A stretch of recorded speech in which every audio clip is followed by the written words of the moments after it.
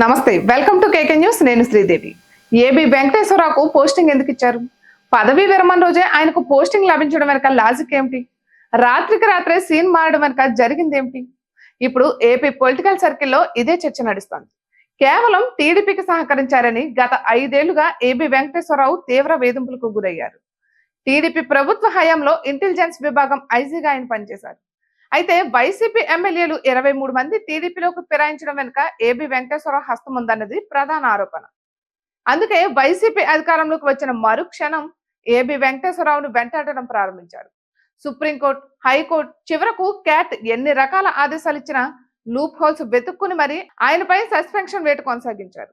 కానీ పదవీ విరమణ పొందడానికి గంటల ముందు ఆయనకు పోస్టింగ్ ఇచ్చారు. దీని వెనుక పెద్ద కథ నడిచినట్లు తెలుస్తోంది. ప్రభుత్వంపై వ్యతిరేకంగా మాట్లాడారని అభియోగం మోపుతూ ఏబి వెంకటేశ్వరరావుపై ప్రభుత్వం సస్పెన్షన్ వేటు వేసింది. అయితే దీనిని సమర్థించిన క్యాట్ జీతబత్యాలు ఇవ్వాలని మాత్రం ఆదేశించింది.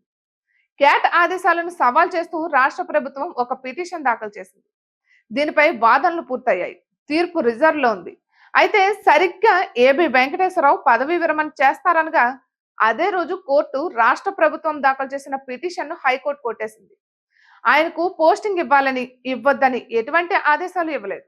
కానీ రాష్ట్ర ప్రభుత్వ ప్రధాన కార్యదర్శి జవహర్ రెడ్డి నియామక ఉత్తర్వులు జారీ చేశారు. అంటే రాత్రికి రాత్రే సీన్ మారిపోయింది. కోర్టు పిటిషన్ ను కొట్టేయడం, సిఎస్ నియామక ఉత్తర్వులు జారీ చేయడం, సాయంత్రానికి వెంకటేశ్వరరావు గౌరవప్రదమైన రిటైర్మెంట్ తీసుకోవడం స్మూత్ గా జరిగిపోయింది. అయితే కేంద్ర ప్రభుత్వ ఆదేశాలతోనే సిఎస్ జవహర్ రెడ్డి నియామక ఉత్తర్వులు ఇచ్చినట్లు తెలుస్తోంది. చివరి వరకు ఏబి వెంకటేశ్వరరావు సస్పెన్షన్ లో ఉండగా రిటైర్మెంట్ చేయాలని వైసీపీ పెద్దలు పావులు కదిపారు. సిఎస్ పై ఒత్తిడి చేశారు. కానీ ఏపీ అసెంబ్లీ ఎన్నికల ఫలితాలపై స్పష్టత రావడం, కేంద్ర హెచ్చరికలు జారీ చేయడంతో జవహర్ రెడ్డి నియామక ఉత్తర్వులు ఇచ్చినట్లు తెలుస్తోంది. ఇక మరో నెల రోజుల్లో సిఎస్ గా జవహర్ రెడ్డి పదవి విరమణ చేయనున్నారు. ఇప్పటికే ఆయనపై అనేక ఆరోపణలు వచ్చాయి. పదవి విరమణ తర్వాత ఆయనకు చిక్కులు ఎదుర్కోవడం తప్పదన్నట్లు పరిస్థితి ఉంది.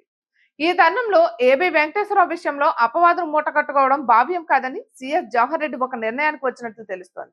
అయితే ఏబి వెంకటేశ్వరరావు విషయంలో తీసుకున్న నిర్ణయం సజ్జల రామకృష్ణారెడ్డిపై క్రిమినల్ కేసుతో వైసీపీలో నిట్టూర్పు మాటలు ప్రారంభమయ్యాయి.